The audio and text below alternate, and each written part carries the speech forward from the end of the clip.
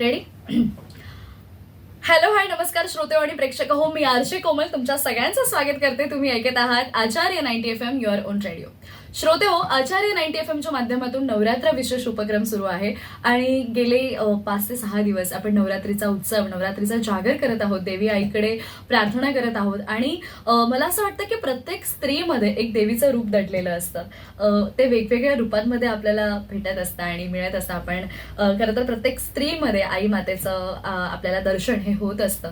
आणि आज स्त्रिया, मी नेहमी म्हणत असते किंवा माझ्या या विशेष पॉडकास्टमध्ये मी बोलत आली आहे की आज स्त्रिया कोणत्याच क्षेत्रात मागे राहिलेल्या नाहीयेत. प्रत्येक क्षेत्रामध्ये स्त्रियांनी स्वतःचं अस्तित्व, स्वतःची ओळख निर्माण केलेली आहे आणि एक स्वतःचा वेगळा ठसा स्त्रियांनी उमटवलेला आहे. आणि अशातच आज आपण नवरात्रमध्ये, नवरात्र विशेष नवदुर्गा या विशेष उपक्रमामध्ये आज आपण छान संवाद साधणार आहोत पोलीस उपनिरीक्षक वर्षा काळे मॅडम यांच्यासोबत. मॅम, तुमचं खूप खूप स्वागत आहे आचार्य 90 FM वरती आणि तुम्हाला नवरात्राच्या खूप खूप शुभेच्छा. Thank you so much.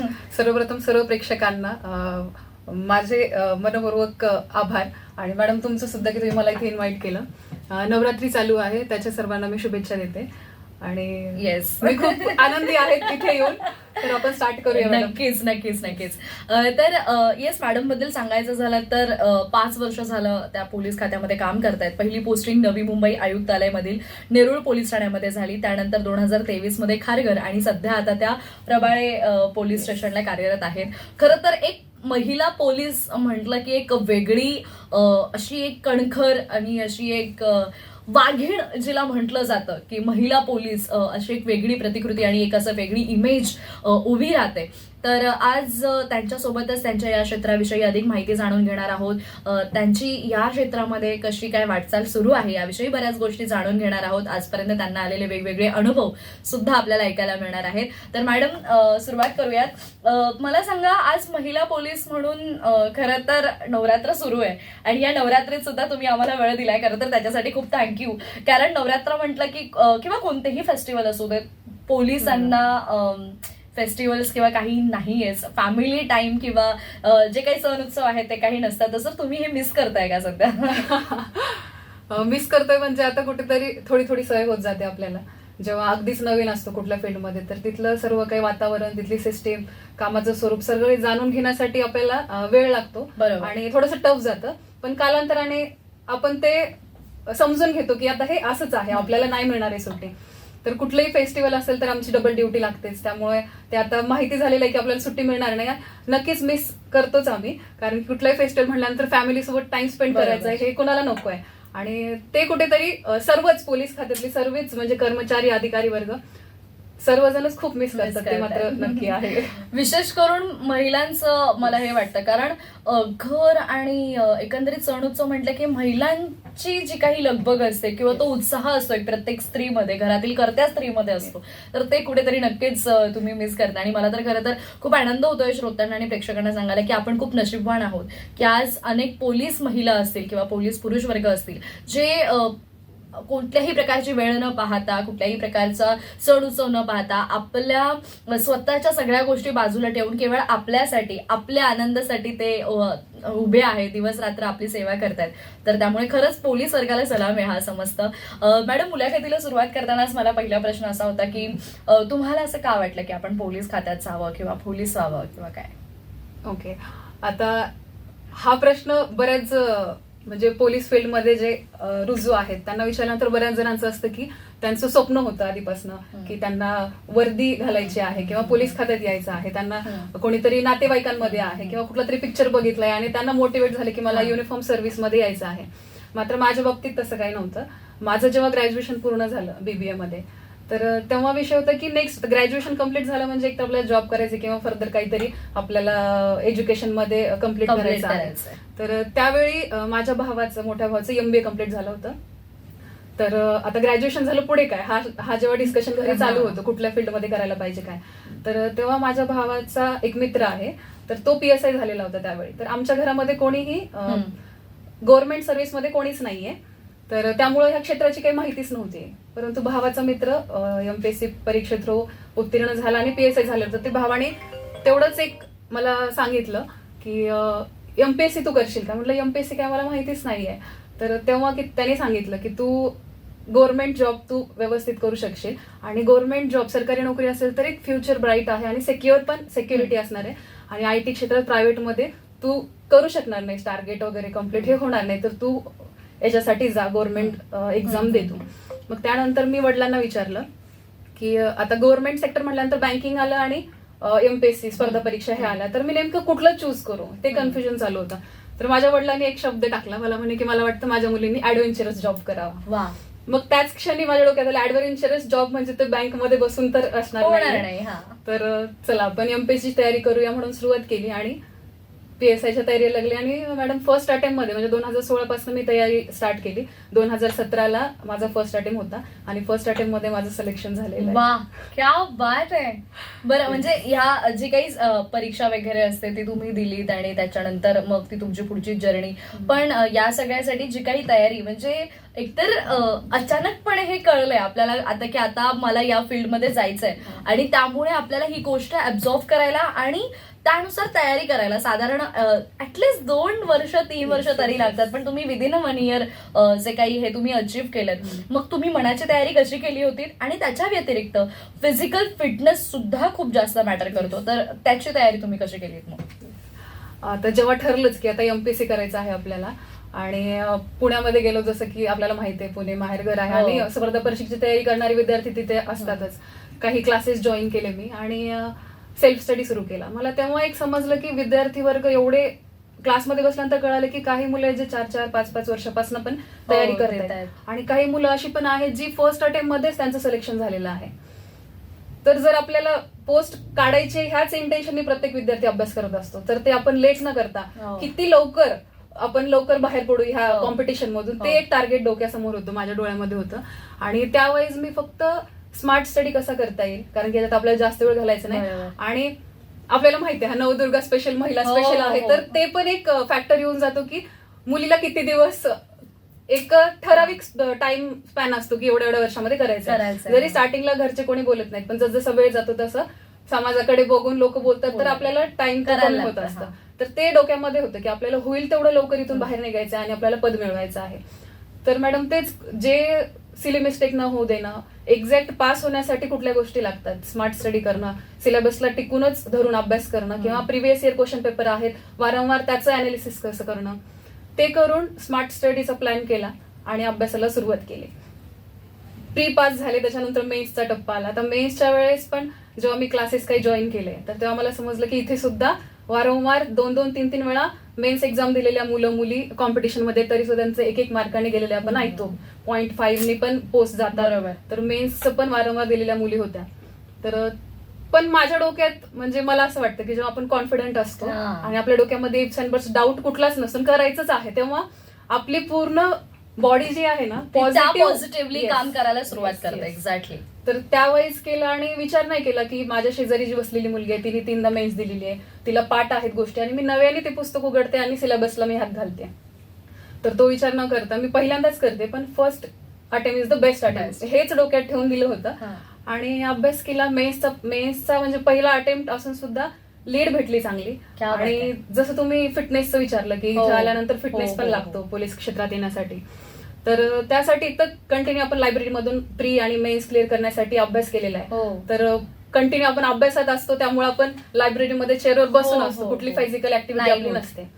तशीच माझी पण कुठली नव्हती. पण एक स्पेसिफिक आयोगाला माहिती असतं की विद्यार्थी जो आहे तो काय आधीपासून वर्कआउट करणारा नाहीये, लायब्ररीत बसून पास होणारी विद्यार्थी आहे, तर त्यांना एक टाइम पिरियड दिला जातो प्रॉपर आणि तेवढ्या वेळेमध्ये आपलं फिजिकल ट्रेनिंग जे आहे तर ते कम्प्लीट बऱ्यापैकी होतं. म्हणजे करायचं म्हणल्यानंतर होतच, कमी जरी वेळ असला तरी ते आयोगाने तरी सुद्धा आपल्याला एक चांगला स्पॅन दिलेला असतो, त्याच्यामध्ये आपली तयारी होते फिजिकल. अच्छा. आणि म्हणजे तुम्ही मग एक्झाम मेन ज्या काही एक्झाम्स आहेत, मेन्स असेल किंवा ही असेल, तर त्या एक्झाम्स दिल्यानंतर मग तुम्ही तुमच्या फिजिकल ट्रेनिंगकडे वळलात. आणि मग तो फिजिकल ट्रेनिंगचा टाइम कसा होता किंवा ते दिवस कसे होते आणि कुठेही झालं तुमचं फिजिकल ट्रेनिंग वगैरे? फिजिकल ट्रेनिंग माझं मॅडम प्री टू इंटरव्ह्यूची तयारीपर्यंत पूर्ण पुण्यातच झालंय. तर पुण्यामध्ये सनस ग्राउंड आहे स्वारगेट जवळ, तर त्या ग्राउंडवर आम्ही तयारी करायचो. तर ती तयारी म्हणजे एकतर आपण अगदीच लायब्ररीतला अभ्यास सोडून ग्राउंडवर गेलेलो आहे. ती खुशी पण आहे की आता मेन्स पास झालोय, ग्राउंडची तयारी करायची आहे आणि इंटरव्ह्यू दिला की आपलं सिलेक्शन होणार आहे हे आपल्या डोक्यात आहे. तर पण बऱ्यापैकी थोडासा त्रास होतो बॉडीला नंतर कंटिन्यू रनिंग असते, वॉकिंग असते, हो. त्याच्यामुळे आपल्याला वेगवेगळी इंजुरी पण होत होतात राहतात. आणि ते प्रत्येकांनाच होतात. त्यामुळे तिकडे पण अतिलक्ष न देता त्रास तर होणारच आहे, कारण की बॉडीला बसायची सवय लागलेली लायब्ररीमध्ये. हा. तर कालांतराने सवय होते बॉडीला. एक चांगला डाएट ठेवला आपण, हा. प्रॉपर न्यूट्रिशन ठेवलं, प्रोटीन इंटेक चांगला ठेवलं की इंजुरी जरी असली तरी लवकर भरून निघते आणि तयारी होते. तर माझी सनज ग्राउंडला तयारी झाली आणि त्यानंतर ग्राउंडची तयारी करायची त्यावेळेस जेव्हा आमच्या टेस्ट घ्यायचे सर, आमचे कोच, तर मार्क्स कमी यायचे माझे. पण जेव्हा फायनल एक्झाम होती, संभाजीनगरमध्ये डिव्हिजन वाईज एक्झाम होते ग्राउंडची, तर संभाजीनगरच्या ग्राउंडवर माझी फायनल एक्झाम होती ग्राउंडची. तर आम्ही गेलो, टोकन वगैरे दिले तिथे, सगळं काही आणि स्टार्ट केलं. तर तेव्हा म्हणजे मला असं वाटतं की जो अगदी आता माझा पेपर आहे तर मी एक्झाम हॉलमध्ये बसणार आहे, तर तेव्हा मी किती कॉन्शियस असली पाहिजे, थोडंसं माझं चित्त आणि मन जे आहे ते नॉर्मल असलं पाहिजे, जेणेकरून मी 100% मी 100% देऊ शकते आणि माझी चिडचिड, गडबड किंवा मी माझं पिअर प्रेशरवर असेल तर ते होणार नाही. तुम्ही किती हुशार असाल तरी सुद्धा होणार नाही. आणि हे बरेच विद्यार्थ्यांसोबत होतं, खूप हुशार असून देखील ते सिच्युएशन हँडल नाही होत. बरोबर. तर फायनल जेव्हा ग्राउंड होतं तेव्हा एकदम शांत, थोडंसं ध्यान चिंतन करून स्टार्ट केलं मॅडम. आणि मला खूप चांगले स्कोर, जे म्हणजे ग्राउंडला मला प्रॅक्टिस वेळेस पडत नव्हते किंवा अपेक्षितही नव्हते एवढे पडतील, त्या टायमिंगला ते होऊन गेलं ग्राउंडला. क्या बात आहे. आणि खूप चांगला स्कोर आला. आणि लगेचच ग्राउंड झालं की इंटरव्ह्यूची तिथे लगेच फायनल इंटरव्ह्यू पण होतो.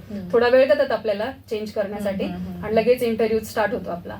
तर महाराष्ट्रातलं आता जे विद्यार्थी अभ्यास करतात त्यांना माहिती आहे, महाराष्ट्रातलं सर्वात टफ आणि कमी मार्क्स देणारं पॅनल मेश्राम सरांचं पॅनल मी होते. त्यांच्या म्हणजे त्यांच्याकडे माझा इंटरव्ह्यू होता आणि माझा फर्स्ट इंटरव्ह्यू होता. मी साडी वेअर केलेली, एंट्री केली आणि 22 मिनिट माझा एकटीचा पहिला इंटरव्ह्यू झाला. आणि त्यानंतर अगदी 7-8 मिनिटात इंटरव्ह्यू होत होते. माझा इंटरव्ह्यू सुद्धा छान गेला मॅडम आणि त्याने चांगले मार्क्स सुद्धा दिले आणि अपेक्षेच्या पलीकडे मार्क्स भेटले फायनल. आणि फायनल लिस्ट मध्ये नाव सुद्धा आलं, सिलेक्शन झालं. क्या बात आहे. मोठी जर्नी. म्हणजे खरंच आपण फक्त म्हणतो की मला हे करायचंय ते करायचं आणि आपण कुठेतरी फक्त विचारच करतो, तर विचार आल्या आल्या तो प्लॅन जो आहे तो त्या मुवमेंटला एक्झिक्यूट करणं हे किती गरजेचं आहे. आणि तो प्लॅन जर एक्झिक्यूट केला तर त्याचं फळ काय मिळू शकतं. तर मला असं वाटतंय वर्षा मॅडमचं हे उदाहरण आपल्या सगळ्यांच्या समोर आहे की तुम्ही ज्या पद्धतीने आता बोलताय, आय कॅन टोटली अंडरस्टँड की त्या मोमेंटला तुम्ही कशा पद्धतीने तयारी केली असेल किंवा सगळ्याच गोष्टी फर्स्ट अटेम्प्ट मध्ये किती छान पद्धतीने मध्ये फिजिकल असू देत किंवा तुमचं रिटन एक्झाम असू देत किंवा ह्या सगळ्या गोष्टी. आणि खरंच खूप इन्स्पायरिंग आहेत ह्या सगळ्या गोष्टी, कारण जर एकदा मनाने ठरवलं की मग मागे वळायचं नाही. आणि अशी भूमिका. बरं, मग या सगळ्यांमध्ये आई बाबा किंवा घरचे फॅमिली मेंबर्स, मग त्यांच्या रिॲक्शन्स कशा होत्या की चला आम्ही हिला तर सांगितलंय पण हिनेही ते एवढं मनावर घेतलंय आणि ही सगळं त्या गोष्टी अचीव्ह करते हळूहळू, किंवा हळूहळू म्हणणारच नाही मी, एका वर्षामध्ये पटपट करतेय, तर मग त्यावेळेला फॅमिलीच्या रिॲक्शन्स कशा होत्या? मी ते एक्सप्रेस किंवा एक्सप्लेन मी शब्दात करू शकत नाही, कारण की ते प्राइजलेस मोमेंट असतात आणि ती मुवमेंट नंतर कधी पाहायला नाही मिळत आपल्याला. तो एकच अचिव्हमेंटचा क्षण असतो तेव्हा आपल्याला जे पाहायला मिळतं आई वडिलांच्या डोळ्यात आनंद. मॅडम, जेव्हा माझं लिस्टमध्ये नाव आलं, म्हणजे आमचं कंटिन्यू चालू होतं. एकदा ग्राउंड इंटरव्ह्यू झालं की आपण वाट बघतो की रिझल्ट कधी लागणार आहे, कधी लागणार आहे. आम्ही रोज वाट बघायचो. ते प्रतीक्षेचाच क्षण आमचे रोजचे चालू होते. आणि एके दिवशी असंच दुपारी जेवण वगैरे करून मी हॉस्टेलवर झोपले होते आणि रिझल्ट लागला आणि फोन वाजत होता आणि माझ्या रूममेट लायब्ररीतून वरती आल्या आणि वर्षा उठ, रिझल्ट लागलाय. आणि मी झोपीत असले, मला काही कळलंच नाही त्या मोमेंटला. मी उठले आणि मला एक सर आहेत, PSIच आहेत, त्यांचा फोन आला, मॅडम तुमचं म्हणजे मनापासून आभार म्हणे, अभिनंदन तुमचं, आणि तुमचं लिस्ट मध्ये नाव आलं, तुम्ही आलात police, welcome to police department, असं ते सर बोलले. माझ्या अंगावर काटा. मी शॉक, कारण की रोज वाट बघत होतो ना रिझल्टची येईल आणि रिझल्ट डिले झालेला आमचा.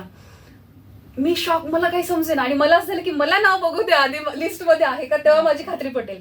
माझी रूममेट तोपर्यंत वरती आल्या आणि ती म्हणे, वर्षा झालं तुझं. म्हणजे सगळ्या रूममेट, कारण आमचा बॉन्डिंग असा होता ना मॅडम रूममेटचा, म्हणजे आम्ही सोल सिस्टर असल्यासारखं होतं. क्या बात आहे. तर त्या रडायला लागल्या आणि मलाही सुद्धा. मी म्हणलं लिस्ट दाखव मला. आणि मी चेक करते, लिटरली आता मी बोलते तरी मी माझी बॉडी शिवर होते, माझा हात थरथर कापत होता लिस्ट मध्ये नाव चेक करण्यासाठी. मी तिला बोललं, माझी फ्रेंड होती मिथिला, तिला म्हणलं मिथिला तू चेक कर हे आधी.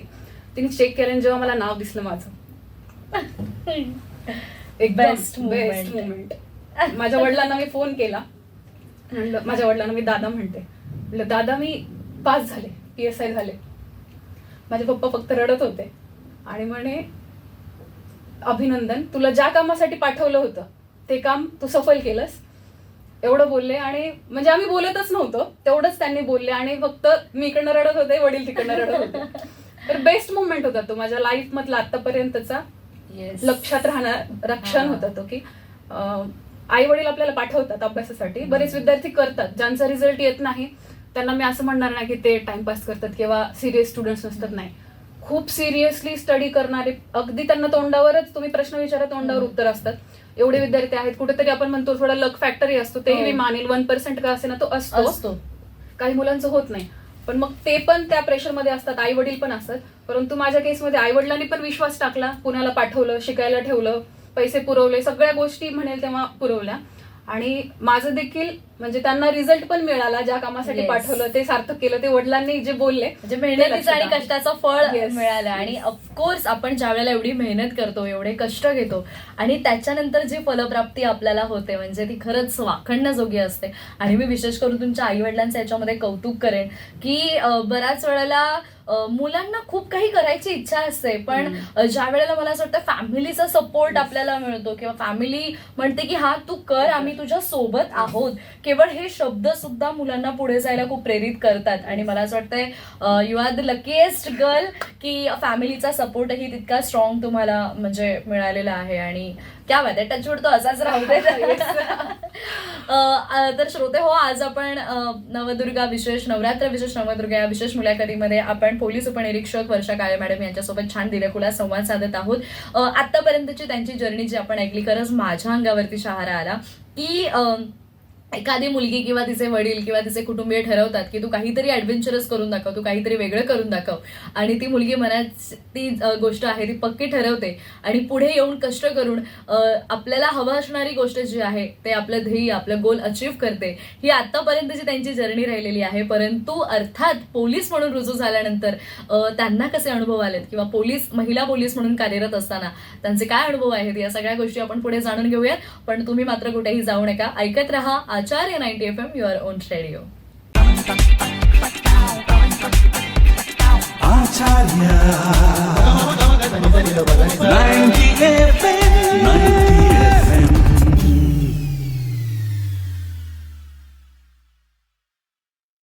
हॅलो, हाय, नमस्कार श्रोते हो, मी आरजे कोमल पुन्हा एकदा छोट्याशा विश्रांतीनंतर तुमच्या सगळ्यांचं स्वागत करते. तुम्ही ऐकत आहात आचार्य 90 FM, युअर ओन रेडिओ. श्रोते हो, नवरात्र विशेष नवदुर्गा हा विशेष उपक्रम आचार्य 90 FMच्या माध्यमातून आपण राबवत आहोत. आज राखाडी रंग. खरं तर प्रत्येक रंग जे आहे ना ते काहीतरी वेगळं संदेश देण्याचं काम त्या प्रत्येक रंगाचंही आहे. आणि आज खरं तर नवरात्राचा हा पुढचे जे काही आपण दिवस आतापर्यंत आनंदात उत्साहात साजरे केले, मला असं वाटतंय हा आनंदोत्सव साजरा करत असताना आपण प्रत्येक दिवशी अशा एका महिलेला भेटलो आहोत किंवा अशा एका महिलेसोबतच्या गप्पा तुम्ही ऐकल्यात, ज्या प्रत्येक महिलेने स्वतःचं अस्तित्व निर्माण करण्यासाठी शून्यातून जे काही सुरुवात होती ती करून शून्यातून विश्व निर्माण केलेलं आहे. आणि अशाच आज आपल्या सोबत जोडल्या गेलेल्या आहेत. खरं तर महिला म्हटलं की जर महिलांनी ठरवलं की मला ही गोष्ट मिळवायची आहे किंवा ही गोष्ट मला साध्य करायची, तर त्यासाठी लागणारे सगळे प्रयत्न जे आहेत, सगळी मेहनत ज्या आहे त्या ठामपणे घेत असतात. आणि त्याचंच उदाहरण म्हणजे आपल्या पोलीस उपनिरीक्षक वर्षा काळे मॅडम. तर त्यांच्यासोबतच हा जो संवाद आहे, या गप्पा आहेत त्या आपल्या सुरू आहेत. मॅडम, ब्रेकपूर्वी तुम्ही तुमची जर्नी सांगितली की तुम्ही कशा पद्धतीने पोलीस डिपार्टमेंटमध्ये रुजू झालात. खरं तर रुजू झाल्यानंतर मला असं वाटतंय खूप यंग एजमध्ये तुमच्याकडे ही जबाबदारी आली. ही जबाबदारी आल्यानंतर दडपण आलं होतं का, किंवा मी कसं काम करणार आहे किंवा कसं असणार आहे, तर ह्या गोष्टींचं दडपण आणि मग सगळ्या गोष्टी कशा तुम्ही मॅनेज करत गेलात? येस, दडपण म्हणण्यापेक्षा आपल्याला त्या फील्ड मधलं माहिती नाही. आपण आता ऑन फील्ड एक पोलीस ऑफिसर म्हणून म्हणजे अगदीच काही दिवसांपूर्वी लायब्ररीत बसून फक्त एक नॉर्मल विद्यार्थी होतो, अभ्यास करायचो आणि लगेचच काही दिवसांमध्ये, एका वर्षात वगैरे आपल्या अंगावर युनिफॉर्म चढलेला आहे, 2 स्टार आहेत आणि आपण एक आता जबाबदार एक अधिकारी झाला होता. आणि लोकांना न्याय मिळवून देण्यासाठी किंवा जी आरोपी वर्ग आहेत त्यांना आपण अरेस्ट पण करायची पॉवर आपल्यामध्ये आहे. म्हणजे हे जेव्हा कळतं तेव्हा ते लगेच पचतही नाही की आपण एवढे जबाबदार क्विकली होऊन पण गेलो in the process, through out the process.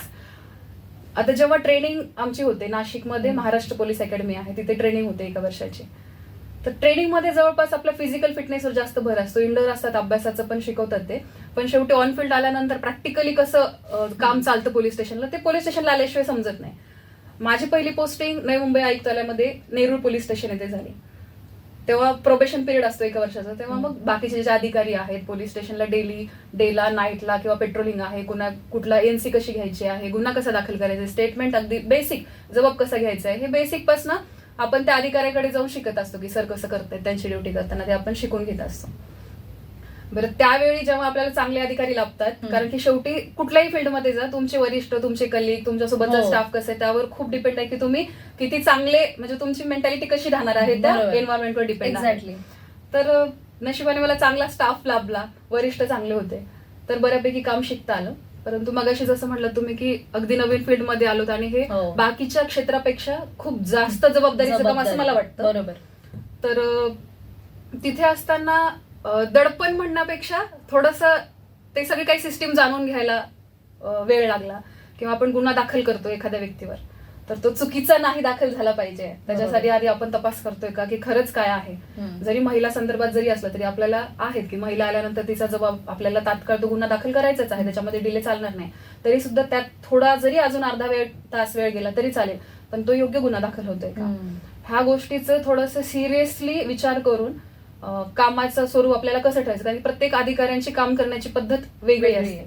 जसं आपण म्हणतो एका घरामध्येच बहीण भावंड असली तरी ती काही सेम नसतात, तसंच सेम आहे प्रत्येक क्षेत्रामध्ये. तसंच पोलीस खात्यात आहे की सगळं पोलीस अधिकारी किंवा कर्मचारी वर्ग सेम नाहीये. प्रत्येकांचं कामाची पद्धत, त्यांचं वागणं, बोलणं, कम्युनिकेशन, लोकांना कसं हँडल करायचं, ते सगळ्या काही त्यांच्या तर आहेत, अलग अलग पद्धती आहेत.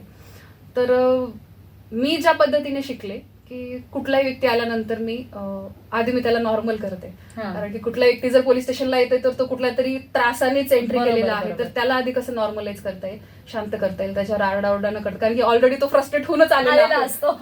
इथं आल्यानंतर त्याला शॉक वाटावं की एवढं चांगल्या पद्धतीने मला ट्रीट केलं जाते आणि मी नॉर्मल होऊन. मग अर्धे प्रश्न ना मॅडम आपण शांततेने त्यांना हँडल केलं, पाणी दिलं ना, ते 80% नॉर्मल होतात आणि काही तर वाद गुन्हा दाखल करायची नाही गरज पडत, आपापसात मिटवून जातात. बरोबर. तर ते हँडलिंग सिच्युएशन कसे हँडल करतो त्यावर डिपेंड आहे. आता माझं मॅनेजमेंट, माझं बीबीए देन एमबीए झालेलं आहे, त्यामुळे मॅनेजमेंटचं स्किल त्यातून म्हणू शकतो. ग्रॅज्युएशनचाही कुठेतरी फायदा, ते मॅनेजमेंट कसं करायचं. बरोबर. तर अशा पद्धतीने शिकले नेरूळ पोलीस स्टेशनला. आणि शिकले म्हणण्यापेक्षा हे रिटायरमेंट पर्यंत प्रत्येक व्यक्ती शिकतच असणार आहे, कारण वेगवेगळे अनुभव आपल्याला बऱ्याच गोष्टी शिकवून Yes, आणि रोज नवीन नवीन प्रकारचे गुण येतात, त्यामुळे रोज शिकतच असतो आपण. हो. क्या बात आहे. बरं, आता जसं की तुम्ही सांगितलं की प्रत्येकाची एक वेगळी स्टाईल आहे, तशी तुमची एक वेगळी स्टाईल आहे, किंवा प्रत्येक गोष्टींना हँडल करण्यामागे एक प्रत्येकाची एक वेगळी वेगळी टेक्निक असते, आणि जशी तुम्ही आता हँडल करताय. तुम्ही आजपर्यंत बरेच आरोपी बघितले असतील, बरेच गुन्हे तुमच्याकडे आले असतील, अशा काही इन्सिडेंट किंवा अशा काही केसेस हँडल केल्यात त्याच्या तुम्ही कधीच विसरू शकणार नाहीत? अशा आहेत बऱ्याच, पण माझ्या 2 गोष्टी लक्षात येतात. 2 केस अशा होत्या.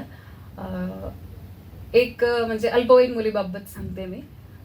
मी नेरूळ पोलीस स्टेशनला असताना असंच मी डे ड्युटीला होते आणि एक लेडीज होती, म्हणजे बिझनेस वुमन होती, व्यावसायिका होती ती, आणि तिच्याकडे घरकामासाठी तिने एक जोडपं ठेवलं होतं.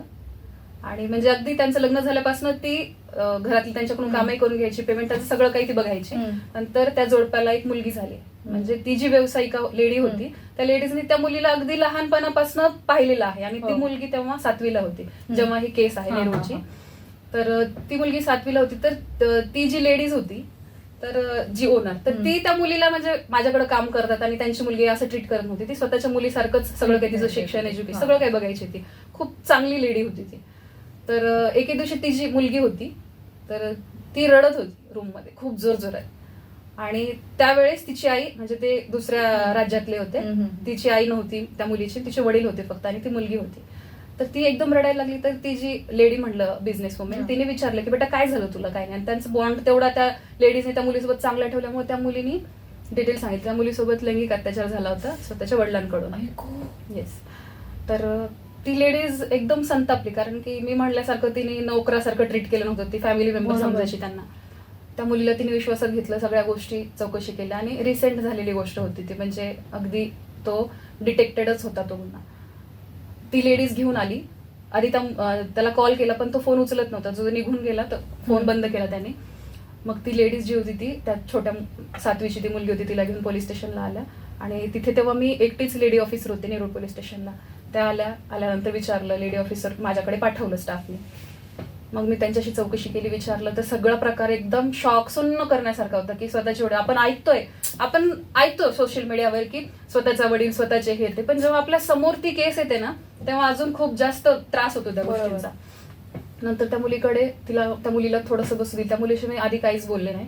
मी आधी गेले, ड्रेस चेंज केला, कारण की लहान मुलगी आहे, युनिफॉर्म घाबरेल. आणि ते आपण युनिफॉर्मवर म्हणजे आहेच की रूल, आपण नाही तिच्याशी चौकशी करू शकत. सिव्हिल ड्रेसवरच अल्पवयीन मुलीशी चौकशी करू शकतो, बातचीत करू शकतो आपण. मी ड्रेस चेंज करून आले आणि त्या मुलीला बसवलं आणि तिला अगदी म्हणजे मोठी बहीण आहे असं तिला खूप व्यवस्थित विचारलं. ती रडायला लागली आणि तिने सगळं काही सांगितलं, प्रकार ज्यासोबत काय घडलेलं आहे ते. तर आता ते आई वडील आणि मुलगी असल्यामुळे ते एकच रूम दिली होती त्या लेडीजनी, तर तिथंच ते राहायचे. आणि आई नसल्यामुळे ह्या वडिलांना दारू प्यायची सवय होती आणि त्यांना म्हणजे आता ह्या माझ्याकडे शब्द नाहीत त्या वडिलांसाठी, वडील म्हणावं का काय म्हणावं, पण तो प्रकार घडला त्या बिचाऱ्या लहान मुलीवर. त्याच्यानंतर ऑब्व्हियसली गुन्हा तर तात्काळ जबाब घेतला, त्या लेडीजचा गुन्हा दाखल केला. त्याचं लोकेशन मिळालं मॅडम, लगेच त्याला आणलं पोलीस स्टेशनला, अरेस्ट केली. आणि त्या मुलीला म्हणजे 7वीची होती तर अगदी लहान पण नाही किंवा खूप मॅच्युअर पण नाही, पण तिला समजत होतं माझ्यासोबत काय झालं, कोणी केलंय, तेवढी थोडी मॅच्युअर होती ती मुलगी. तर तिला मी विचारलं, आता ती जी ओनर होती लेडीज, तर ती काही हिचं ब्लड रिलेशन नाही, तिने आणलं, खूप चांगलं काम केलं, तिने पोलीस स्टेशनला घेऊन आली, पण मी त्यांच्या हवाले पण नाही करू शकत त्या मुलीला. मी तिला विचारलं, बेटा तुला कुठे राहायचंय, तुझे कोणी नातेवाईक कुठे आहेत काय? ते बोलले, मॅडम मला कुठंच नाही राहायचं, मला तुमच्यासोबत राहायचंय. हे 2-3 तासातच त्या मुलीशी माझी झालेली चर्चा. म्हटलं मी तुला माझ्या घरी घेऊन नाही जाऊ शकत, पण मी तुला अशा ठिकाणी ठेवेल जिथे तुला वाटलं कधी पण तर मी तुला भेटायला येऊ शकते, तुला एज्युकेशन, कारण की आपल्याकडे तशा आहेत की हे जेव्हा गुन्हा दाखल होतो अल्पवयीन मुली असतात त्यांना आपण ठेवतो, त्यांचं सगळं काही शिक्षण एज्युकेशन 18 वर्षापर्यंत सांभाळतो. तर त्या मुलीला काही वेळ पोलीस स्टेशन मध्येच लेडीज रूम मध्ये स्टाफ सोबत ठेवलं, तिला बसू दिलं, तिला जेवण मागवलं कॅन्टीन मधून, जेवली, शांत झोपली ती मुलगी. आणि उठल्यानंतर ती जेव्हा आली पोलीस स्टेशनला तिच्या पायामध्ये चप्पल नव्हतं, म्हणजे एक नॉर्मल गोष्ट. पण जेव्हा आपण एखाद्याशी अटॅच होतो अशा बऱ्याच केसेस येतात ज्या जेन्युइन असतात, तर माणसाचं शेवटी मन आहे आणि लेडीज आहोत तर कुठेतरी सॉफ्ट कॉर्नर. तर मला घरी जाऊन यायची, ती बोलत होती की मॅडम तुम्ही जाऊ नका, आप इधर ही रहोगे ना, हिंदी बोलायची ती, आप इधर ही रहोगे ना मैं जब तक हूँ. मी म्हटलं हा इधर ही हूँ, आप खाना खाओ, मैं खाना खा के घर से आते हूँ. मी घरी गेले, चेंज केलं, आले जेवण करून आणि येता मला डीमार्ट दिसलं. तर मी विचार केला तिच्यासोबत चप्पल घेते, तिच्या पायात चप्पल नव्हती, घेऊन गेले. तर ती एवढी खुश झाली, तिने असं हक केलं मला इथे. मुवमेंट मी नाही विसरू शकत. आणि त्या मुलीची मग सगळी शिक्षणाची आपण सगळीकडे सोय केली व्यवस्थित आणि तो गुन्हा डिटेक्ट झाला, त्याला अरेस्ट केली, तो भाग झाला पुढचा तपासाचा, गुन्हा दाखल झाला. पण ही मोमेंट अशी होती जी लक्षात राहण्यासारखी होती माझ्यासाठी. म्हणजे तुमच्याकडे असे कितीतरी अनुभव असतील, म्हणजे अशा गोष्टी घडतायत. आणि मॅडम जेव्हा अशा गोष्टी येतात ना तेव्हा काही दिवस ना ते डोक्यातून जात नाही जात. ऑफकोर्स, म्हणजे मला असं वाटतं आता तुम्ही हा इन्सिडेंट आमच्यासोबत शेअर केला तर बॅक ऑफ द माइंड कितीतरी वेळा तो विचार येईल की असे गुन्हे घडतायत. आणि एक मुलगी म्हणून ज्या वेळेला तुम्ही पोलिसांच्या भूमिकेमध्ये असता त्यावेळेला एकतर तो आलेला संताप किंवा ती चीड आणि मग त्यावरती पण कंट्रोल करून ती केस हँडल करणं, इट्स व्हेरी डिफिकल्ट. कारण एकतर कुठेतरी महिला म्हटलं की एक ते आईचे काळीज आपल्याकडे असतं नाही का, आणि एक ते मातृत्व आपल्याकडे असतं. आणि मग कुठेतरी आपल्याला त्या गोष्टी म्हणजे त्या तुम्ही ज्या पद्धतीने हँडल केल्यात की जिकडे तुम्हाला कठोर व्हायचंय तिकडे तुम्ही कठोर झाला, जिकडे तुम्हाला ते मातृत्व दाखवायचंय तुम्ही ते दाखवलं. तर त्यामुळे एक महिला पोलीस म्हणून ज्या वेळेला त्या काम करत असतात तर त्यावेळेला आपल्याला असं वाटतं की अरे पोलीस आहेत म्हणजे खूपच कठोर असतील किंवा खूप रॅगेट असतील किंवा खूप असं एक ती इमेज असते. पण एक असं म्हणतात की प्रत्येक नाण्याला 2 बाजू असतात, तशा दोन्ही बाजू तुमच्या आता ह्या इन्सिडेंटमुळे दिसलेल्या. तर म्हणजे मला आता सध्या खूप मोठा हा शॉक बसलाय की हे सगळं ऐकून की किती गोष्टी बाहेर घडतायत किंवा काय काय सुरू आहे. तुम्ही खरं तर असे इन्सिडेंट तुमच्याकडे येतात, तुम्ही स्वतःला बऱ्याच वेळेला डिस्टर्ब व्हायला होत असेल असे इन्सिडेंट बघितल्यानंतर, तुम्ही कसं स्वतःला स्टेबल करता किंवा काय? मी जेव्हा अनस्टेबल होते त्याला एकच कारण असतं, जी केस तुम्हाला आता सांगितलं की हे खूप जेन्युइन आहे आणि त्रास होण्यासारखी गोष्ट होण्यासारखं आहे. आहे. कुणाचं रॅन्डम जरी ऐकलं पेपरला असलं तरी जेव्हा आपलं म्हणजे काळीच असं हे होतं, तसं, पिळवटून बरोबर. निघतं, तसंच जर केस समोर येतं तर ऑब्व्हियसली ते डोक्यातून जात नाही. पण मग ते आठवतं कधीतरी रॅन्डम, पण मग कालांतराने, कारण की रोज कामं येणारी आहेत अलग अलग, बरोबर. तर रोज तेवढंच आहे तेच एक डोक्यामध्ये, त्यामुळे ते कालांतराने थोडंसं डोक्यातून जातं. हा. श्रोतेहो, आज आपण वर्षा मॅडम सोबत छान दिलखुलास संवाद साधत आहोत आणि त्यांच्या क्षेत्राविषयी बऱ्याच गोष्टी जाणून घेत आहोत. ही मुलाखत अशीच पुढे आपण सुरू ठेवणार आहोत, पण घेऊयात एक छोटीशी विश्रांती. तुम्ही मात्र कुठेही जाऊ नका, ऐकत रहा Acharya 90 FM, your own radio. Acharya 90 FM 90 FM.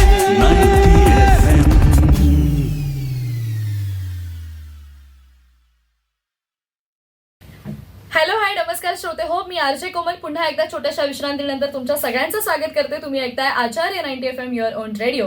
Navratra विशेष नवदुर्गा विशेष मुलाखत, सध्या विशेष उपक्रम आपल्या आचार्य 90 FM वरती सुरू आहे आणि या विशेष मुलाखतीमध्ये आज आपण पोलीस उपनिरीक्षक वर्षा काळे मॅडम यांच्यासोबत संवाद साधत आहोत. आतापर्यंत त्यांनी बरेच अनुभव सुद्धा शेअर केले किंवा त्यांची जर्नी होती ती आपण ऐकून घेतली, पण आता सध्या थोडंसं आपण वेगळ्या विषयाला हात घालणार आहोत. मॅडम, सध्या गुन्ह्यांचे प्रकार वेगवेगळे वाढत चाललेले आहेत, ज्यामध्ये सोशल मीडिया असू देत किंवा फ्रॉड कॉल्स वगैरे त्याचे प्रकार वाढत चाललेले आहेत. तर काळजी, आणि विशेष करून महिलांसोबत सुद्धा अशा प्रकारच्या गोष्टी आहेत त्या जास्त घडत आहेत, तर काय काळजी घेतली पाहिजे किंवा काय कशा आहेत हे सध्या गुन्हे वगैरे कसं चाललं? आता काळानुसार जसं आपण सोशल मीडियाचा वापर वाढलेला आहे आणि फिजिकल क्राईम पेक्षा आता ऑनलाईन क्रिमिनल्स वाढलेले आहेत, सगळं काही ऑनलाईन फ्रॉड होताना दिसत आहेत. तर त्याच्यासाठी काळजी घेणं म्हणजे काय की तुम्ही किती अलर्ट असले पाहिजे त्या गोष्टीसाठी तुम्ही, आणि सध्या गरजच आहे, कोणी अलर्ट जरी नसेल तर इथून तरी पुढं अलर्ट होण्याची गरज आहे प्रत्येकांना, कारण की तुमचं थोडा जरी अलर्टनेस असेल तर तुम्ही मोठ्या मोठ्या स्कॅम पासून वाचू शकता. असे काही स्कॅम आहेत जिथे व्यक्ती सुसाईड शिवाय मला आता ऑप्शनच नाहीये काय, अशा स्टेपला पण गेलेली काही लोक आहेत बापरे. ह्या ऑनलाईन फ्रॉडमुळं. त्यामुळे थोडंसं आपण अलर्ट राहिलं तर ह्या गोष्टी आपण टाळू शकतो. फॉर एक्झाम्पल, आपल्याला कधी रॅन्डम फ्रॉड कॉल येतात, हे आता आपल्याला माहिती आहे तरी सुद्धा, माहिती असून सुद्धा रोज पोलीस स्टेशनला त्या तक्रारी येतात, म्हणजे बऱ्याच लोकांना अजून माहिती नाहीये. तर रॅन्डम कॉल येतात आणि अर्जंट आपके पापा ने पैसे दिए आहे, मुझे रिटर्न भेजना है, मैं आपको सेंड करता हूँ, आणि मेसेज पण आपल्याला येणार म्हणजे कॉल चालू असतानाच, आणि तितक्या वेळात आपले मोबाईलचे डिटेल्स पण जात असते परत. म्हणजे अशा बऱ्याच गोष्टी ते काय गुंतवतात आपल्याला कॉलमध्ये. जितक्या वेळ तुमचा जास्त ड्युरेशन असेल कॉलचा, तितक्या वेळात त्यांना आपल्या मोबाईलचा ऍक्सेस ते घेत असतात. तर अशा वेळेस तो आपल्याला कळतं की पहिली गोष्ट मी सांगते की तुम्हाला जर अननोन फोन येतोय, उचलूच नका, काहीच गरज नाही. एखाद्याची इमर्जन्सी असेल तर तो रिपीट कॉल करेल, आणि आपल्या रोजच्या आयुष्यामध्ये ठरलेली काही लोक असतात की रोजची कॉल येणारी किती आहेत, ऑफिसची आहेत, घरची आहेत, ही कॉल आपली फिक्स असतात. तर रॅन्डम कॉल आलेला सध्याच्या म्हणजे जी परिस्थिती आता आहे आपली, तर त्या परिस्थितीकडे बघता रॅन्डम कॉल कोणी उचलूच नाही, माझं पहिलं सजेशन. नेक्स्ट की जेव्हा असं कोणीतरी गुंतवतात कॉलमध्ये, पैशाशी रिलेटेड आहे, अजून व्यतिरिक्त काही तर सेम सिरीजचे नंबर येणार तुमच्या कॉन्टॅक्ट लिस्टमध्ये जे सेव्ह आहेत, तर तोच नंबर येणार तुम्हाला. म्हणजे वडिलांच्या नावाने सेम नंबर आहे तर त्याच नंबरवरून फोन येणार आणि अगदी इमर्जन्सी दाखवणार की बेटा मला ह्या पैशाची गरज आहे, किंवा मला एवढे पैसे टाका तुम्ही लगेच, हॉस्पिटलमध्ये आहे, अचानक काहीतरी झालंय, गाडी पंक्चर झाली, असं काही कारण करणार. आणि आपण त्यावेळेस 500चं जरी ट्रान्झॅक्शन करतोय तरी देखील तुमच्या अकाउंटला जर 5 लाख असेल ते सुद्धा सगळे काही उडणार पैसे. त्यामुळे बेटर आहे की तसे काही कॉल आले तर तुम्ही तात्काळ तो फोन कट करा आणि त्याच व्यक्तीला तुम्ही तुमच्याकडून फोन करा, तो बरोबर तुमच्या व्यक्तीला जाईल आणि तो सांगेल की मी तर कॉल केलेलाच नाहीये. त्यामुळं असे काही कॉल अगदी इमर्जन्सी आले किंवा पैशाशी रिलेटेड असतील तर ते लगेचच कट करणे आणि आपल्या व्यक्तीला फोन करणे तर बेस्ट ऑप्शन आहे. थोडं अलर्ट राहायचं आणि गुंतायचं नाही फोनमध्ये. सगळ्यात बेस्ट ऑप्शन की रिलेटेड जेवढे नंबर आहेत तेवढे उचला, अननोन नंबर रिसिव्ह करू नका. बरोबर. मला असं वाटतं अतिशय महत्वाचा मेसेज आज तुम्ही इथे दिलेला आहे.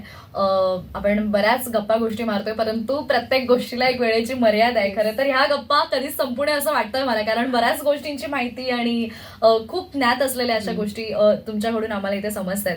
त्यामुळे एकंदरीतच खूप मजा येते. बऱ्याच गोष्टी ज्या आहेत त्याचं नॉलेज जे आहे तुमच्याकडून ते आम्हाला सगळ्यांना श्रोत्यांना इथे ऐकायला मिळतंय. परंतु वेळ संपत आलेली आहे आपली, बराच वेळ झाला, आपल्या गप्पा रंगलेल्या आहेत. मॅडम, खरं तर प्रत्येक महिलेला असं असतं ना की लग्नानंतर त्या क्षेत्रामध्ये काम करणं, एक कुठेतरी किंवा आहे त्याच हुद्द्यावरती तितक्याच जोमाने काम करणं, ही खूप खरं तर तारेवरची कसरत करावी लागते. आणि पोलीस खात्यामध्ये असणाऱ्या महिला ज्या आहेत, खरं तर मी मगाशी म्हटलं सुरुवातीलाच की त्यांना हॅट्स ऑफ आहे की सगळं काही बाजूला ठेवून हे करत असतात. पण लग्नानंतर अशी कसरत होते का, किंवा हे सगळं मॅनेज करणं किती डिफिकल्ट होतं, किंवा तुम्ही कसं करताय सध्या? आता परत मी म्हणेल की म्हणजे आपण जसे विचार करतो ना, आणि आपण पॉझिटिव्ह आहोत, आपण खूप चांगल्या ओरामध्ये जर आपण राहतोय ना, तर चांगल्या गोष्टी घडत जातात. Yes. आता टचवूड माझे मिस्टर चांगले आहेत, माझं सासरचे लोक चांगले आहेत, सासू सासरे सर्वजण चांगले आहेत. ते राहतात खेड्यामध्ये पण खूप उच्च विचारसरणीचे लोक आहेत. त्यामुळं मला बऱ्याच लोकांना असं असतं की पोलीस खात्यातली मुलगी आहे, युनिफॉर्मची आहे, तर नको बाबा. तर भीती असते त्यांना की त्रास देईल किंवा अशा गोष्टी असतील, किती डेंजर असेल. पोलीस म्हटल्यानंतर ते साहजिक आहे, कुणाला पण वाटतं. पण मला त्यांच्याकडून तसा कुठल्याच काही गोष्टीचं जाणवतही नाही. आणि मला ते जेवढे आवडतात त्यांना मी खूप जास्त आवडते, त्यामुळे ते इझिली हँडल होतं. आणि आपला म्हणजे पार्टनर जर अंडरस्टँडिंग असेल ना, तर सगळं काही सॉर्टेड असतं. त्याच्यामुळं मला माझी तारेवरची कसरत, मी आधी जेव्हा सिंगल होते, जॉब करायचे, तर मला सेम माझ्यासाठी काय फरक नाही. उलट मला एक पार्टनर भेटलाय ज्याच्याशी मी आता शेअर करू शकते सगळं काही, काय घडलंय काय नाही, किंवा माझं काही स्ट्रेस असेल, माझं टेन्शन Yes, असेल, yes, तर of course. ते हँडल, ते नॉर्मलाइज करायचं. उलट मला फायदा झालाय लग्न करून. त्याच्यामुळे माझी तारेवरची कसरत ऍज सच होत नाही. त्यांची होत असेल पण माझी होत नाही. पण एखाद्या व्यक्तीला आपण निस्वार्थपणे जर जोडलं गेलो ना मॅडम, तर आपण त्या व्यक्तीला त्रास पण नाही देऊ नाही शकत, देत. कारण की आपल्याला त्याला बरोबर. त्रास द्यायला आवडणार नाही आणि तो व्यक्ती पण आपल्याला त्रास नाही नाही देत. देत. तर ते माझ्या नशिबाने जुळून आले. माझा नवरा पण चांगला, माझी सासू सासरे सासरचे पण लोक चांगले आहेत. त्यामुळे मला कुठल्याच गोष्टीचा काही त्रास होत नाही, सगळं काही व्यवस्थित चालू आहे. त्यामुळे टचवूड, त्यामुळे मी देवाला जास्त काही मागत नाही. जे आहे हे असंच ठेव, कारण की आता सगळंच आहे, बरोबर, तर बाकी काही नको मला. क्या बात आहे. आणि सरते शेवटी बस इतकंच विचारेन, आज तुमच्यासारख्या अनेक मुली असतील ज्या ट्राय करतायत पोलीस डिपार्टमेंटमध्ये यायला, पोलीस खात्यात भरती व्हायचं आहे, स्वतःच वेगळं अस्तित्व निर्माण करायचं आहे, किंवा तुम्ही जसं मगाशी म्हणालात की बऱ्याच जणी आहेत, बरेच मुलं आहेत जे ट्राय करतायत, प्रयत्न करतायत, तर अशा सगळ्यांना जाता जाता काय मार्गदर्शन द्याल? येस, मी मार्गदर्शन 1-2 मिनिटानंतर करते. 2 मिनिट मला थोडंसं प्रेक्षकांसोबत, नक्कीच. म्हणजे त्यांना फायदेशीर आणि सर्वांसाठी Yes, जे yes. ऐकतील त्यांच्यासाठी फायदेशीर. की बघाशी जसं आपण ऑनलाईन फ्रॉडचं हो. वगैरे बोललो, तर त्याच पद्धतीने बरेच कॉलेजचे विद्यार्थी असतील किंवा अजून कुठल्याही एज ग्रुप मधले असतील मुलं मुली, सोबतचे काही प्रायव्हेट फोटो क्लिक करतात भेटल्यानंतर वगैरे. आणि जेव्हा तुमचा मोबाईल हॅक होतो, कारण की सध्या ते कॉमन झालेलं आहे, तुमचा मोबाईल हॅक होणार, मग तुम्हाला ते ब्लॅकमेल करणार, तुम्हाला फोटो पाठवणार, किंवा तुमची कॉन्टॅक्ट लिस्ट ऑलरेडी तिकडे हॅक केल्यामुळे गेलेली असती, तर तुमच्या कॉन्टॅक्ट लिस्टला आम्ही हे फोटो पाठवू, एवढं ट्रान्झॅक्शन, एवढे आम्हाला पैसे सेंड करा, ह्या मागण्या करतात. आणि ऑब्व्हियसली तसे काही फोटो असतील तर समोरचे व्यक्ती पण घाबरून जाणार, आणि पैसे नसतील तरी मॅडम इकडून तिकडून काढून. किंवा एक तर किस्सा होता की कॉलेजचे विद्यार्थी होते, तर फीस जी आली होती घरून पाठवली होती कॉलेजला भरण्यासाठी, ती कॉलेजमध्ये फीस न भरता त्यांनी त्या फ्रॉड जो कॉलर होता, स्कॅमर, त्याला पैसे पाठवले, जेणेकरून तो शांत होईल आणि फोटो आपले कुठे व्हायरल होणार नाहीत. पण सर्वांसाठी मी सांगते की तुम्ही जेवढे पैसे त्याला सेंड करणार ना, तुम्हाला वाटेल मी आता 50,000 पाठवले तर आता मी सेफ झालो, तो माझे फोटो व्हायरल नाही करणार. तुम्ही 50,000 पाठवले म्हणजे तुम्ही त्याला बळी पडलात. त्याला माहिती आहे की 50,000 दिले म्हणजे अजून तुमची कॅपॅसिटी, अजून तुम्हाला तुमच्याकडून तो लुबाडू शकतो, तुम्हाला अजून टॉर्चर करणार. आणि एका टाइमला असेल तुमच्याकडे पैसे नसणार, तर त्यावेळेस तुम्हाला वाटेल की आता माझ्याकडे सुसाईडचे पर्याय नाही. आणि ही रिअल केस आहे खारघरमध्ये झालेली. त्या मुलाला कसं तरी त्या ह्याच्यातून बाहेर काढलेलं आहे, त्या सिच्युएशन मधून. त्यामुळे जेव्हा असे काही कॉल येतील तर काहीच घाबरायची गरज नाही, कारण की सध्या हे कॉमन झालेलं आपल्याला माहिती आहे की फोटो व्हायरल करणं, किंवा काही फोटो मॉर्फ केलेले असतात, न्यूड केलेले, तर हे आपल्याला माहिती आहे. सरळ एक व्हॉट्सअपला स्टेटस टाकणे की माझं मोबाईल हॅक झालेलं आहे, जेणेकरून तुमच्या कॉन्टॅक्ट लिस्टला दिसेल. त्याच्यामुळे, आणि पैसे तर द्यायचेच नाहीत अजिबात. त्याला सरळ सांगायचं की पोलीस स्टेशनला मी कंप्लेंट करणार आहे, तुम्ही कॉल रिसिव्ह करू नका. बरीच लोक म्हणतात मॅडम आम्ही एक कॉल रिसिव्ह नाही करत, आम्हाला अजून अनेक विविध नंबरवरून फोन येतात.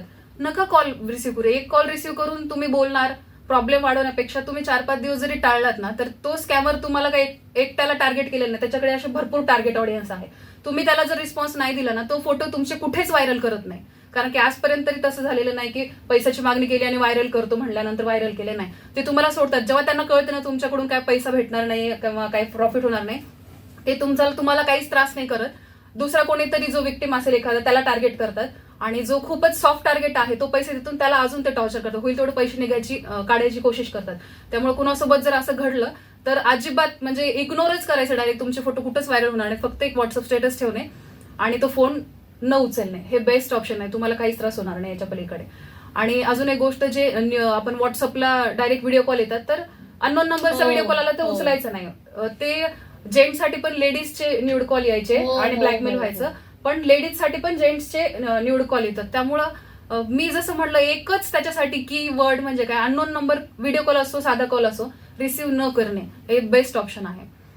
हे मला एक सांगायचं होतं. Yes. आणि जे कॉम्पिटेटिव्ह एक्झामची तयारी करतात किंवा ह्या क्षेत्रात स्पेशली येऊ इच्छितात विद्यार्थी वर्ग, तर त्यांना मी हे सांगेल, तुमचं ग्रॅज्युएशन कुठलंही असलं, बेसिक इन्फॉर्मेशन तर तुम्हाला युट्यूबवरून तर मिळून जाईल कुठेही, पण आपला जो सिलेबस आहे तो सिलेबस धरूनच अभ्यास करणे. आणि आयोगाचे प्रिव्हियस इयर क्वेश्चन पेपर जे आहेत ते म्हणजे आयोगाची शिदोरी आहे आपल्याला, त्याच्या पलीकडे काहीच विचारणार नाही. त्याचं जर का प्रॉपर अनालिसिस केलं, स्मार्ट स्टडी केली, लिमिटेड, कारण की अभ्यास करायचं म्हटल्यानंतर तर आवाज म्हणजे समुद्र सारखा पसरलेला सिलेबस आहे. त्यामुळे आपण पीएचडी करायला आलेलो नाही, आपण कमी वेळामध्ये आपल्याला काही का असेना. सध्या बेरोजगारीचा प्रश्न खूप मोठा आहे आणि प्रत्येकाला एक टाइम लिमिट आहे, कमी वेळेमध्ये कमवायचं आहे चांगल्या. आणि सरकारी नोकरी म्हणजे जागा पण कमी निघतात, आपल्याला माहिती आहे, कॉम्पिटिशन एवढं वाढलेलं आहे. त्याच्यामुळे आपल्याला स्मार्टली स्टडी केला, सिम्पल आणि स्मार्ट स्टडी केला तर आपण पास होऊ शकतो. अगदी खूप जास्त भरमसाठ वाचायचं नाहीये आणि त्याच्यात काही कुठल्या स्पेसिफिक सब्जेक्टमध्ये पीएचडी करायची नाही. त्यामुळे फक्त आयोगाचा प्रिव्हियस क्वेश्चन पेपर आणि आपलं सेल्फ नोट्स एवढा स्टडी केला तरी देखील तुम्हाला खूप कमी वेळात चांगलं आउटपुट मिळू शकतं. म्हणजे हा माझा स्वतःचा अनुभव आहे. तर ते कोणी जर फॉलो केलं तर ते तुम्हाला सक्सेस पर्यंत, मी असं म्हणणार नाही लगेच तुमची पोस्ट निघेल, कारण की त्याच्यासाठी बाकीच्या गोष्टी, तुम्ही पेपर कसा हँडल करता, तुम्ही टेस्ट सिरीज किती सॉल्व्ह करता, तुम्हाला वेळेचं मॅनेजमेंट होते का, एका तासात 100 प्रश्न हँडल होत आहेत का, ह्या सगळ्या गोष्टी आहेत. मात्र तुमचा जो रेशो आहे ना सक्सेसकडे जाण्याचा तो नक्कीच वाढेल हे फॉलो केलं तर. आणि अजून एक गोष्ट म्हणजे कुठल्याही फॅकल्टीचे, कुठल्याही ग्रॅज्युएशनचे असेल तरी सुद्धा ही परीक्षा तुम्ही म्हणजे अपिअर करू शकता, देऊ शकता. आणि मॅडम, मी एमपीएससीची परीक्षा पास झाले, त्याच्यानंतर मी राज्यसेवेची तयारी करत होते म्हणजे क्लास 1 साठी. तर ट्राय करणं आपल्या हातात आहे आणि नाही झालं तर शेवटी ही पोस्ट आहे, आपल्याला ही नोकरी आहे, आपलं तर म्हणजे सेफ आहे बॅकग्राऊंड. तर त्यामुळे मी तयारी केली. 2022ची राज्यसेवा मेन्स मी दिली, मात्र त्याच्यामध्ये माझं म्हणजे पास झाले नाही मेन्स मध्ये. मग मी विचार केला की आता मी राज्यसेवेचा पॅटर्न चेंज झाला 2025 पासून, युपीएससी पॅटर्न त्यांनी लागू केलेला आहे, तर मी राज्यसेवा देणार नाहीये. आणि कंबाईन ऑलरेडी पीएसआय आहे तर मी कंबाईन तर देणार नाहीये रिपीट. तर विचार केला माझ्या अभ्यासाचा फायदा विद्यार्थ्यांना व्हायला पाहिजे. आणि जेव्हा मी पास झाले होते तेव्हा माझ्याकडे खूप मेसेज यायचे, मॅडम तुम्ही कसा अभ्यास केला. ऑब्व्हियसली विचारतात की अगदी अधिकाऱ्याकडून नॉलेज घेतलं, आपण गायडन्स घेतलं म्हणजे आपल्याला एक योग्य मार्गदर्शन मिळेल, जे की खूप महत्वाचं आहे. पण वेळेअभावी वेळ नाही मिळायचा, मी पण अभ्यास करायची, जॉब पण करायची, तर मॅनेज नाही व्हायचं. त्यामुळे मी आता स्टार्ट केलं की फ्री मेंटरशिप. वा, 1ही रुपये नाही घेणार कुठल्याच विद्यार्थ्यांकडून. त्या फ्री मेंटरशिप मध्ये तुम्हाला रोजचं डेली टार्गेट मिळणार की आज किती अभ्यास करायचा आहे, आणि त्या टार्गेटनुसार रात्री त्याच्यावर टेस्ट घेतली जाईल, तेवढ्या टार्गेटवर त्याचं अनालिसिस होणार, तुम्हाला स्टडी मटेरियल मिळणार, अपडेट मिळणार सगळे काही. आणि प्रॉपर आता नोव्हेंबरमध्ये एक्झाम आहे तर तेवढ्या दिवसाचं प्लॅनिंग करून तुम्हाला 0 म्हणजे पहिल्या टॉपिक पासून ते पूर्ण तुमचं सिलेबस पण कसा कव्हर होईल, पीवायक्यू वर कसा होल्ड येईल तुमचा, आणि एक्झॅक्ट पेपरमध्ये हॉलमध्ये गेल्यानंतर तो पेपर जो आहे 1 तासामध्ये, तो एक तास महत्वाचा. तुम्ही 1 वर्ष 2 वर्ष अभ्यास करता पण तो 1 तास महत्वाचा आहे. तो कसा हँडल करायचा आहे, नोन प्रश्न अननोन प्रश्न कसे हँडल करायचे, म्हणजे तुम्हाला इन शॉर्ट तुम्हाला पासच कसं व्हायचंय, हे परफेक्ट गायडन्स जे आहे. लोक ह्याच्यासाठी फीस आकारतात, बरेच लोक आहेत जास्त आणि जास्त, आणि प्रत्येकाची कॅपॅसिटी नाही मॅडम, कारण की नॉर्मल घरातलाच विद्यार्थी येतोय एमपीएससीचा अभ्यास करण्यासाठी. अगदीच म्हणजे मिडल क्लासच्या पेक्षा खालचेच वर्ग जास्त आहेत अभ्यास करणारे. तर त्या एकतर मार्गदर्शन कोणी योग्य देत नाही, पैसे भरून सुद्धा काही देत असतील, पण ज्यांच्याकडे पैसे पण नाही, योग्य मार्गदर्शन नाही, त्यांच्यासाठी मी आहे. म्हणून मी फ्री मेंटरशिप स्टार्ट केलेलं आहे. माझं टेलिग्रामचं चॅनल पण आहे आणि त्याच्यातले बऱ्याच विद्यार्थ्यांना मी मला जसा वेळ मिळाला, माझी साप्ताहिक सुट्टी असेल किंवा मला फ्री वेळ आहे किंवा मी पोलीस स्टेशनला जाताना कारमध्ये वेळ आहे, तर त्यावेळेत मी 15 प्रश्न 10 प्रश्न घेऊन त्याचे अनालिसिस करून मी मुलांना लाईव्ह टाकत असते, जेणेकरून त्यांना होईल तेवढा माझा फायदा व्हावा. मग ते आता तुमच्या विद्यार्थ्यांवर आहे की तुम्ही माझा किती फायदा करून घ्यायचा. म्हणजे तुम्हाला स्टार्टिंग टू तुमचं पोस्ट निघून तुम्ही ट्रेनिंग तुम्ही रुजू होईपर्यंत तुम्हाला जी मदत लागेल ती माझ्याकडनं निःशुल्क. म्हणून मी विद्यार्थ्यांसाठी हे एक स्टार्ट केलेलं आहे. येस. क्या बात आहे. म्हणजे खरंच वर्षा मॅम तुम्ही खूप मोठं काम करताय. म्हणजे असं म्हणतात की आपण या समाजामध्ये राहत असताना आपण या समाजाचं काहीतरी देणं लागतो Yes. आणि तुम्ही पोलीस म्हणजे ऑफकोर्स एक जबाबदार व्यक्तिमत्व आणि ज्याच्यावरती लोक डोळे झाकून विश्वास ठेवू शकतात असं व्यक्तिमत्व आहे ते. आणि अशी ती भूमिका आहे आणि ती भूमिका तुम्ही खऱ्या अर्थाने निभावताय असं मी म्हणेन. पोलिसांकडे बघायचा दृष्टिकोन काही लोकांचा थोडा निगेटिव्ह आहे आणि तो निगेटिव्ह असणं म्हणजे साहजिक आहे, कारण की त्यांना असे अनुभव आलेले असतील. तर आता मी जे हे काही सगळं सांगितलं, तर हे सांगण्याचा उद्देश एक आहे की ते मी हे करते हे सांगण्यासाठी नाहीये. जे की काही लोक बघतायत तर त्यांना पोलिसांप्रती, एक पोलीस जी फॅमिली आहे त्यांच्याप्रती थोडं पॉझिटिव्ह मेसेज जायला पाहिजे की असे बरेच अधिकारी आहेत जे खूप चांगलं काम करतायत, फक्त ते तुमच्यापर्यंत येत नाही. बरोबर. कारण की पोलीस वर्ग असा आहे 24 तास ऑन ड्युटी असल्यामुळे तुम्हाला त्याच्या केलेल्या चुका लगेच हायलाईट होतात. पण तू असे आता मी इथं सांगितलं म्हणून आता हे कळेल, हे कुणाला माहिती नसलंच असतं ना. त्यामुळे अशा गोष्टी बऱ्याच आहेत, जे बरेच अधिकारी आहेत जे त्यांच्या लाईफमध्ये, कारण की वेळ नाही मिळत कुठे जाऊन सांगायला, तर तुम्ही बोलवलं मी आले म्हणून ते चाललं बरोबर. व्हायरल, म्हणजे लोक ऐकतील. पण असे बरेच अधिकारी आहेत जे त्यांच्या लेवलला करत आहेत, जे आम्ही बघतोय. तर थोडा कुठेतरी दृष्टिकोन पण चेंज व्हावा समाजाचा, की पोलीस आपले बांधव आहेत, मित्रच आहेत, आपल्या बरोबर. हेल्पसाठीच आहेत. फक्त तुमच्यापर्यंत ती माहिती येत नाहीये आणि तुमच्याकडे जर काही चुकून कुठल्या म्हणजे निगेटिव्ह काही तुमचा अनुभव असेल तर त्यामुळे तुम्ही निगेटिव्ह असेल. आणि परंतु सर्वच तसे नाही. निगेटिव्ह पटकन पटकन पसरतं, पॉझिटिव्ह पोहोचायला वेळ वेळ जातो. जातो तसं. तर ते एक छोटा नक्कीच. मेसेज जाईल, म्हणजे मी इथं आले तर ते पोलीस खात्याचं पण थोडंसं इमेज ते Yes. थोडंसं आपण ऍड करू. नाही, नक्की चालेल. तर म्हणजे मला असं वाटतंय की तुम्ही आता जो मुद्दा मांडलात तो अतिशय महत्वाचा आहे. कारण पोलिसांकडे पाहण्याचा दृष्टिकोन प्रत्येक वेळेला किंवा एखाद्या गर्दीमध्ये ज्या वेळेला एखादा पोलीस कोणावरती ओरडतो किंवा आवाज चढवतो तर ती फक्त त्याची इमेज नाहीये, ते त्याचं काम आहे. आणि त्यामुळे फक्त पोलीस म्हटलं की जे काही पटकन निगेटिव्ह विचार काही लोक करतात, तर ते न करता त्याही पलीकडे त्यांची एक दुसरी बाजू आहे, तर तीही आपण लक्षात घेतली पाहिजे. आणि ते तिकडे उभे आहेत, तिकडे काम करतायत किंवा आपल्याला न्याय मिळवून देण्यासाठी ते लढत आहेत. त्यामुळे पोलिसांचं कोणी फेवरेट नाहीये, सगळेजण समान आहेत, त्यांना सगळे नागरिक समान आहेत. त्यामुळे जो हा माइंडसेट आहे हा नक्कीच बदलला गेला पाहिजे असं मला वाटतंय. आणि त्याचा फायदा इतरांनाही झाला पाहिजे, हा खरं तर एक निस्वार्थी विचार तुमच्या मनात आहे आणि तो तुम्ही ऍक्च्युअल लाईफमध्ये सुद्धा इम्प्लिमेंट करताय त्यावरती. तर खरंच खूप तुम्हाला शुभेच्छा आहेत. अशाच पुढे जा आणि लोकांना न्याय मिळवून द्या. Yes. आणि तुमच्याकडून जितकं जमेल तितकं तुम्ही जे काही काम करताय ते असंच तुमच्या हातून चांगले काम होत राहो, अशा शुभेच्छा तुम्हाला या नवरात्रीच्या इथे देते. आणि तुम्हाला पुढच्या भावी वाटचालीसाठी पुन्हा एकदा खूप खूप शुभेच्छा. आणि तुम्ही आज वेळात वेळ काढून नवरात्रीमध्ये सुद्धा इथे आलात, त्यामुळे पुन्हा एकदा तुमचे आभार. थँक्यू. तर श्रोते हो, आजची मुलाखत नक्कीच तुम्हाला आवडली असेल किंवा आज जी मुलाखत झाली त्या मुलाखतीमध्ये मला असं वाटतंय एक ट्रू इन्स्पिरेशनल जर्नी, त्याच्या व्यतिरिक्त आपल्याला आजूबाजूला आपण राहत असताना आपण कशा पद्धतीने अलर्ट राहायला पाहिजे याविषयीची माहिती, किंवा मला जर आता पुढे पोलीस क्षेत्रामध्ये यायचंय किंवा माझी परीक्षा द्यायची आहे तर त्याविषयीचं गायडन्स, अशा सगळ्या गोष्टींची माहिती तुम्हाला इथे मिळाली असेल. तर ही मुलाखत तुम्हाला कशी वाटली, तुमच्या प्रतिक्रिया आम्हाला नक्की कळवा. त्याचबरोबर मी आरजे कोमल इथे वर्षा मॅडम सोबत तुमची रजा घेतेय. तुम्ही मात्र कुठेही जाऊ नका, ऐकत रहा Acharya 90 FM, your own radio.